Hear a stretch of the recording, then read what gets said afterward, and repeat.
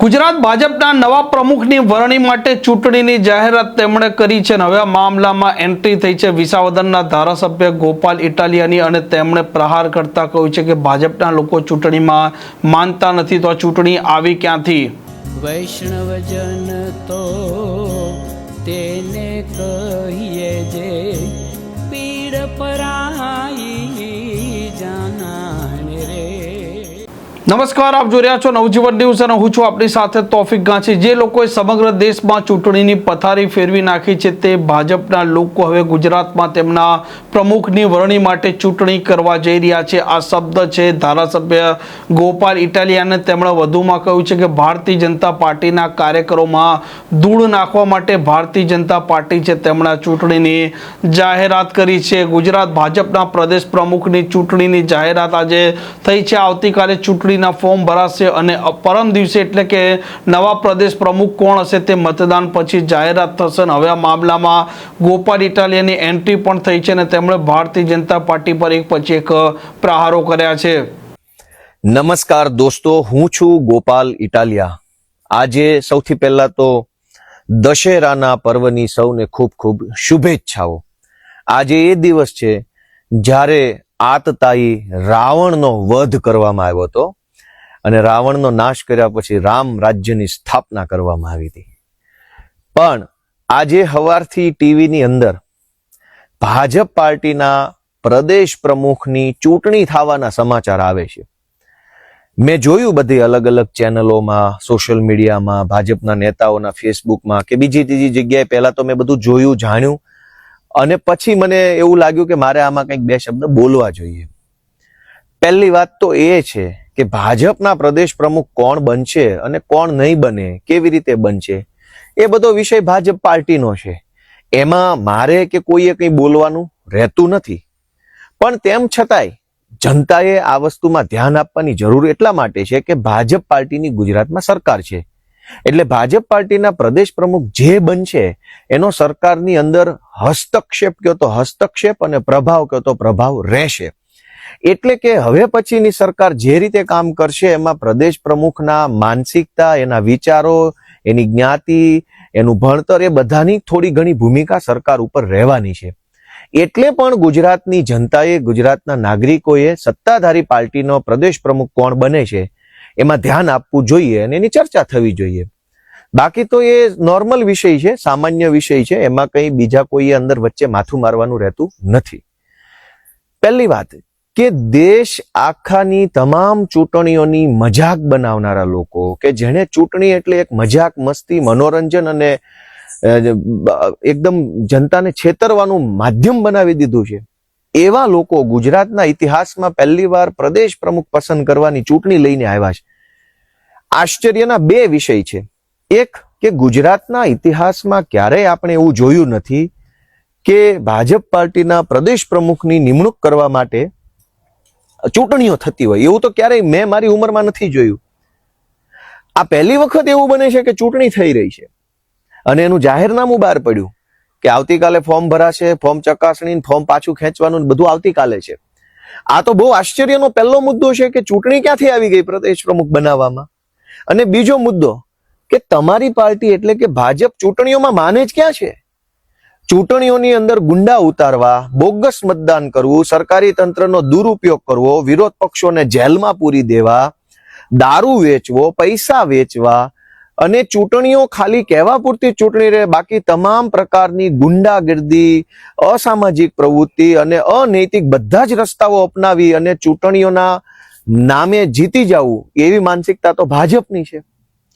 Vote ચોરી કરે છે, મતદાર યાદીમાંથી નામ કાપી નાખવા, મતદાર યાદીમાં નવા નામ ચડાવી દેવા, બોગસ મતદાન કરવું, બૂથ કેપ્ચરિંગ કરવું, આ બધું કરીને જે લોકો જીતવા ટેવાયેલા છે એ લોકો હવે પ્રદેશ પ્રમુખની ચૂંટણી કરશે.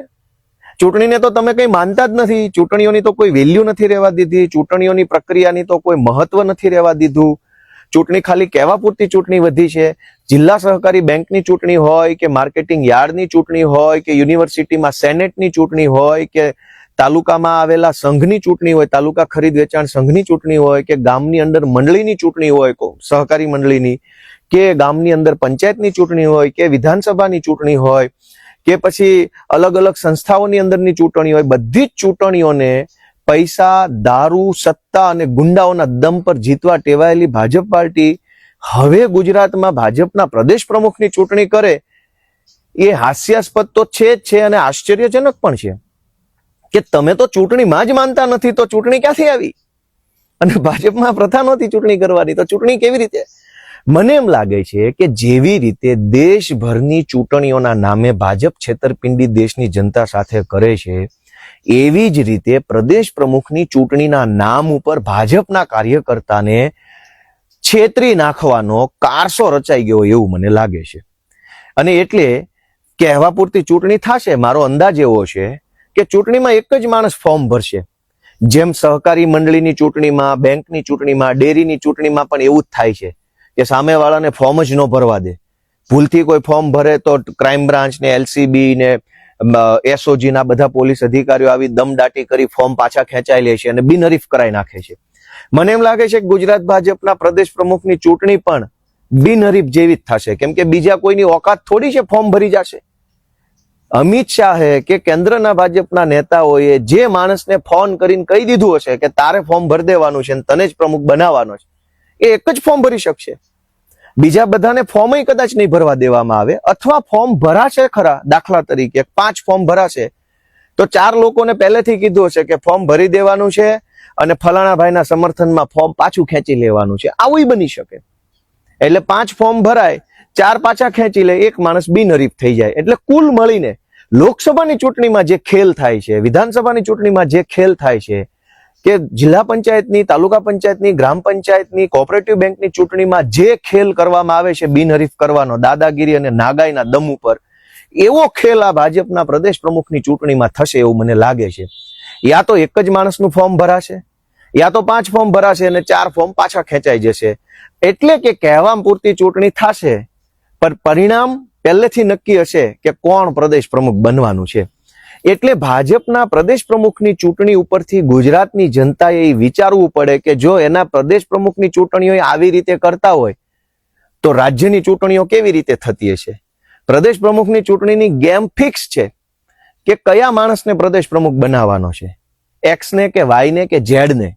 જેને બનાવવાનો છે એનું ફોર્મ ભરાઈ જશે, એ જીતી જશે ને એ જ બનશે. ચૂંટણી તો ખાલી કહેવા પૂરતી છે, કાર્યકર્તાઓને એમ સમજાવવા માટે કે જોયું, હાઈકમાન્ડ નહીં પણ હવે તો કાર્યકર્તા નક્કી કરે છે કે કોણ પ્રમુખ બનશે. અને વર્ષો પછી પહેલી વાર ચૂંટણી કેમ કરવી પડી એ પ્રશ્ન એટલા માટે છે કે હવે કોકડું ગૂંચવાયું છે. ભાજપના મૂળભૂત કાર્યકર્તાઓ ખૂબ નારાજ છે, ખૂબ દુઃખી છે કે આ શું ચાલે છે પાર્ટીમાં. એટલે કાર્યકર્તાઓને આબાદ રીતે છેતરવા માટે અને એમની આંખોમાં ધૂળ નાખવા માટે આ ચૂંટણી છે, જેથી કરીને એમ કહી શકાય કે પાર્ટીએ નહીં, આ તો ચૂંટણીથી નક્કી થયેલો પ્રદેશ પ્રમુખ છે, પણ વાસ્તવિક રીતે ચૂંટણી નથી. એટલે આ પ્રદેશ પ્રમુખની ચૂંટણી છે એ દેશમાં ભાજપના શાસનમાં કેવી રીતે ચૂંટણીઓ થાય છે એનું પ્રતિબિંબ છે કે જો આમ જ ચૂંટણીઓ કરે છે.